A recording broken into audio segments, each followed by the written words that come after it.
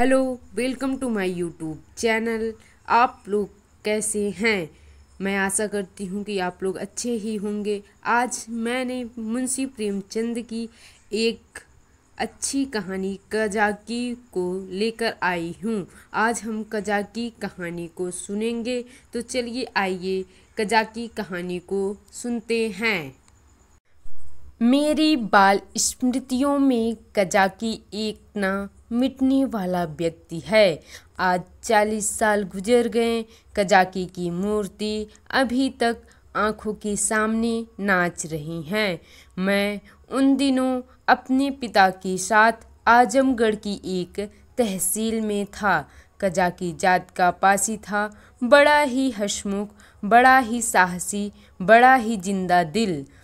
वह रोज शाम को डाक का थैला लेकर आता, रात भर रहता और सवेरे डाक लेकर चला जाता। शाम को फिर उधर से डाक लेकर आ जाता। मैं दिन भर एक उद्विग्न दशा में उसकी राह देखा करता। ज्यों ही 4 बजते व्याकुल होकर सड़क पर आकर खड़ा हो जाता और थोड़ी देर में कजाकी कंधों पर बल्लम रखे उसकी झुंझुनी बजाता। दूर से दौड़ता हुआ आता दिखलाई देता। वह सांवले रंग का गठीला लंबा जवान था। शरीर सांचे में ऐसा ढला हुआ कि चतुर मूर्तिकार भी उसमें कोई दोष न निकाल सकता। उसकी छोटी छोटी मूछें उसकी सुडौल चेहरे पर बहुत ही अच्छी मालूम होती थी। मुझे देखकर वह और तेज दौड़ने लगता, उसकी झुंझुनी और तेज से बजने लगती और मेरे हृदय में और जोर से खुशी की धड़कन होने लगती। हर्ष अतिरेक में मैं भी दौड़ पड़ता और एक क्षण में कजाकी का कंधा मेरा सिंहासन बन जाता। वह स्थान मेरी अभिलाषाओं का स्वर्ग था। स्वर्ग के निवासियों को भी शायद वह आंदोलित आनंद ना मिलता होगा जो मुझे कजाकी के विशाल कंधों पर मिलता था। संसार मेरी आंखों में तुच्छ हो जाता और जब कजाकी मुझे कंधों पर लिए हुए दौड़ने लगता, तब तो ऐसा मालूम होता मानो मैं हवा के घोड़े पर उड़ा जा रहा हूँ। कजाकी डाक खाने में पहुंचता तो पसीने से तर रहता, लेकिन आराम करने की आदत न थी। थैला रखते ही वह हम लोगों को लेकर किसी मैदान में निकल जाता। कभी हमारे साथ खेलता, कभी बिरह गाकर सुनाता और कभी कहानियाँ सुनाता। उसे चोरी और डाके, मारपीट, भूत प्रेत की सैकड़ों कहानियाँ याद थी। मैं ये कहानियाँ सुनकर विस्मयपूर्ण आनंद में मग्न हो जाता। उसकी कहानियों के चोर और डाकू सच्चे योद्धा होते थे, जो अमीरों को लूटकर दीन दुखी प्राणियों का पालन करते थे। मुझे उन पर घृणा के बदले श्रद्धा होती थी। एक दिन कजाकी को डाक का थैला लेकर आने में देरी हो गई। सूर्यास्त हो गया और वह दिखलाई न दिया। मैं खोया हुआ सा सड़क पर दूर तक आंखें फाड़ फाड़ कर देखता था, पर वह परिचित रेखा न दिखलाई पड़ती थी। कान लगाकर सुनता था, झुनझुन की वह आमोदमय ध्वनि न सुनाई देती थी। प्रकाश के साथ मेरी आशा भी मलिन होती जाती थी। उधर से किसी को आते देखता तो पूछता, कजाकी आता है? पर या तो कोई सुनता ही ना था या केवल सिर हिला देता था। सहसा झुनझुन की आवाज़ कानों में आई। मुझे अंधेरे में चारों ओर भूत ही दिखलाई देते थे। यहाँ तक कि माताजी के कमरे में ताक पर रखी हुई मिठाई भी अंधेरा हो जाने के बाद मेरे लिए त्याज्य हो जाती थी। लेकिन वह आवाज़ सुनते ही मैं उसकी तरफ जोर से दौड़ा। हाँ, वह कजाकी ही था। उसे देखते ही मेरी विकलता क्रोध में बदल गई। मैं उसे मारने लगा, फिर रूठ करके अलग खड़ा हो गया। कजाकी ने हंसकर कहा, मारोगे तो मैं एक चीज़ लाया हूँ, वह न दूंगा। मैंने साहस करके कहा, जाओ, मत देना, मैं लूँगा ही नहीं। कजाकी, अभी दिखा दूँ तो दौड़कर गोद में उठा लोगे? मैंने पिघल कर कहा, अच्छा दिखा दो। कजाकी तो आकर मेरे कंधों पर बैठ जाओ, भाग चलो, आज बहुत देर हो गई है, बाबूजी बिगड़ रहे होंगे। मैंने अकड़ कर कहा, पहले दिखा। मेरी विजय हुई। अगर कजाकी को देर का डर न होता और वह एक मिनट भी और रुक सकता तो शायद पासा पलट जाता। उसने कोई चीज दिखलाई जिसे वह एक हाथ से छाती से चिपटाए हुए था। लंबा मुंह था और दो आंखें चमक रही थी। मैंने उसे दौड़कर कजाकी गोद से ले लिया।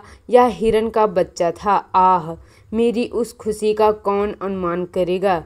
तब से कठिन परीक्षाएं पास की, अच्छा पद भी पाया, राय बहादुर भी हुआ, पर वह खुशी फिर ना हासिल हुई। मैं उसे गोद में लिया, उसके कोमल स्पर्श का आनंद उठाता घर की ओर दौड़ा। कजाकी को आने में क्यों इतनी देर हुई, इसका ख्याल ही ना रहा।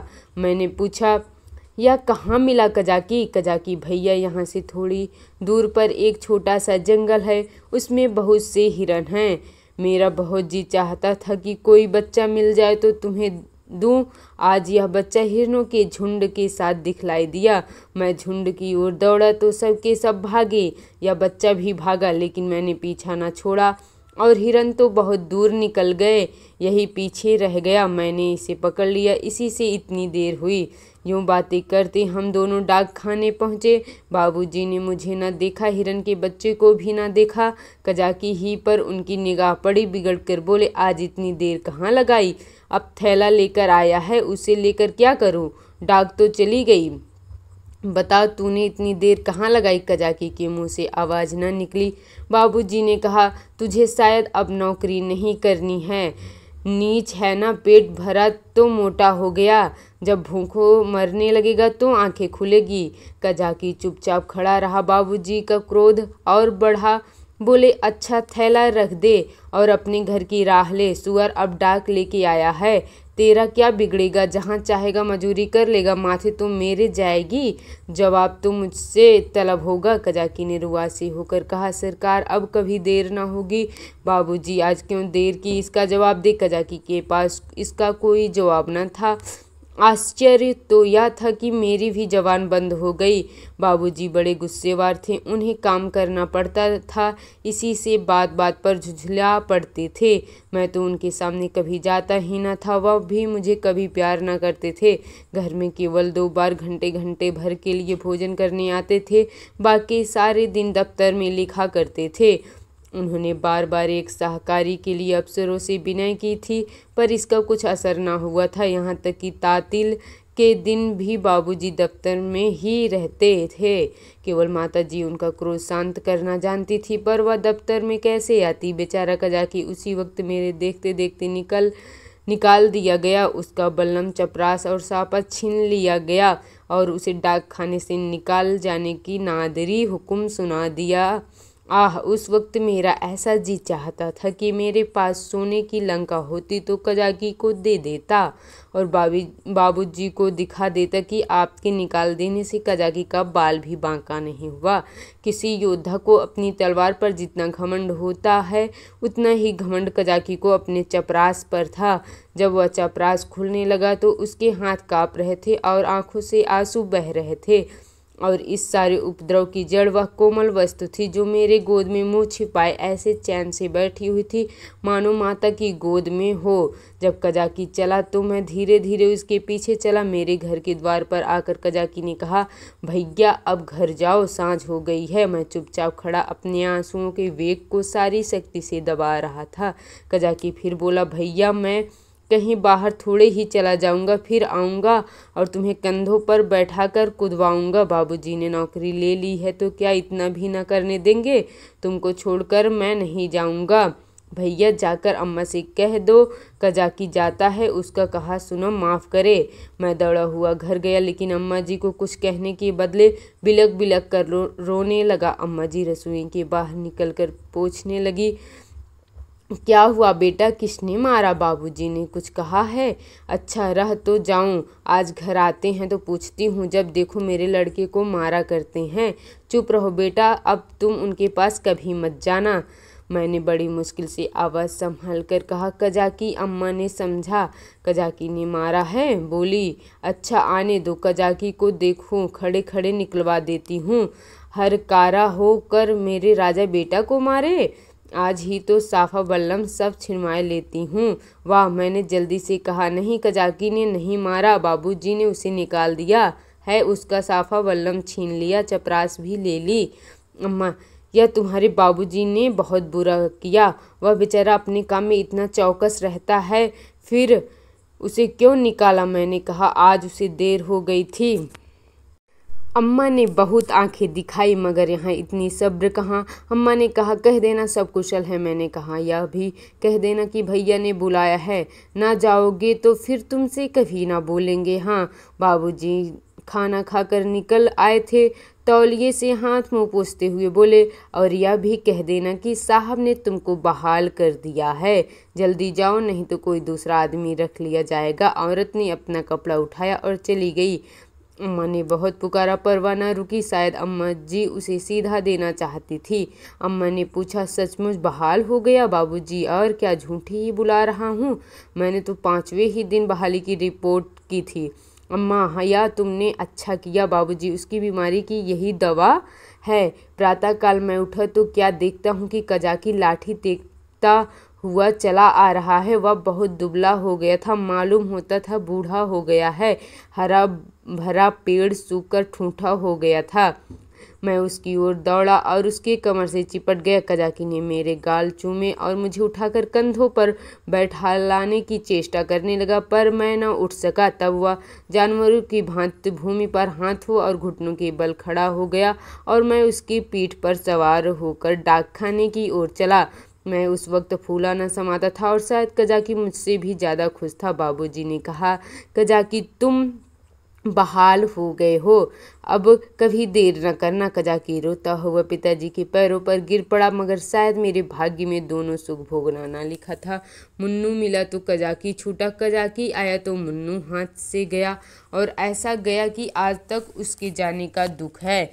मुन्नू मेरी ही थाली में खाता था। जब तक मैं खाने ना बैठूं वह भी कुछ ना खाता था। उसे भात से बहुत ही रुचि थी, लेकिन जब तक खूब घी ना पड़ा हो उसे संतोष ना होता था। वह मेरे ही साथ सोता था और मेरे ही साथ उठता था। सफाई तो इसे इतनी पसंद थी कि मलमूत्र त्याग करने के लिए घर से बाहर मैदान में निकल जाता था। कुत्तों से उसे चिढ़ती, कुत्तों का घर में न घुसने देता। कुत्ते को देखते ही थाली से उठ जाता और उसे दौड़कर घर से बाहर निकाल देता था। कजाकी को डाकखाने में छोड़कर जब मैं खाना खाने गया तो मुन्नू भी आ बैठा। अभी 2-4 ही कौर खाए थे कि एक बड़ा सा झबरा कुत्ता आंगन में दिखाई दिया। मुन्नू उसे देखते ही दौड़ा। दूसरे घर में जाकर कुत्ता चूहा हो जाता है। झबरा कुत्ता उसे आते देखकर भागा। मुन्नू को अब लौट आना चाहिए था, मगर वह कुत्ता उसके लिए यमराज का दूत था। मुन्नू को उसे घर से निकाल कर भी संतोष न हुआ। वह उसे घर के बाहर मैदान में भी दौड़ाने लगा। मुन्नू को शायद ख्याल न रहा कि यह मेरी अमलदारी नहीं है। वह उस क्षेत्र में पहुंच गया था जहां झबरे का भी उतना ही अधिकार था जितना मुन्नू का। मुन्नू कुत्तों को भगाते भगाते कदाचित अपने बाहुबल पर घमंड करने लगा था। वह यह न समझता था कि घर में उसकी पीठ पर घर के स्वामी का भय काम किया करता है। झबरे ने इस मैदान में आते ही उलटकर मुन्नू की गर्दन दबा दी। बेचारे मुन्नू के मुंह से आवाज़ तक न निकली। जब पड़ोसियों ने शोर मचाया तो मैं दौड़ा, देखा तो मुन्नू मरा पड़ा है और झबरे का कहीं पता तक नहीं है। तो ये रही मुंशी प्रेमचंद की कजाकी कहानी। इसमें गरीबों के साथ एक आदमी द्वारा किए गए प्रताड़ना को भी दिखाया गया है और उस कजाकी के बच्चों के लिए प्रेम भी दिखाया गया है कि वह कजाकी बच्चों को कितना प्रेम करता है। तो धन्यवाद, आप लोग हमारे चैनल के साथ जुड़िए और यहाँ मुंशी प्रेमचंद की और कहानीकार की नई नई कहानियों को सुनने का मौका पाइए। आप लोग प्लीज़ कमेंट करके बताइए कि आप लोगों को अगली कौन सी कहानी सुननी है, मुंशी प्रेमचंद की या किसी और भी कहानीकार की। हमेशा रोज़ नई नई कहानियाँ सुनने से हमें नया नया ज्ञान प्राप्त होता है, इसलिए हम आप लोगों को नए ज्ञान से जुड़ने के लिए हर रोज़ एक नई कहानी को लेकर आते हैं। तो आप लोग प्लीज़ हमारे चैनल को सब्सक्राइब, लाइक, शेयर, कमेंट कीजिए। हम आप लोगों के लिए ऐसे ही नए नए कहानी मुंशी प्रेमचंद जी की और कहानीकार की लाते रहेंगे। तो चलिए, धन्यवाद, बस आज यहीं तक।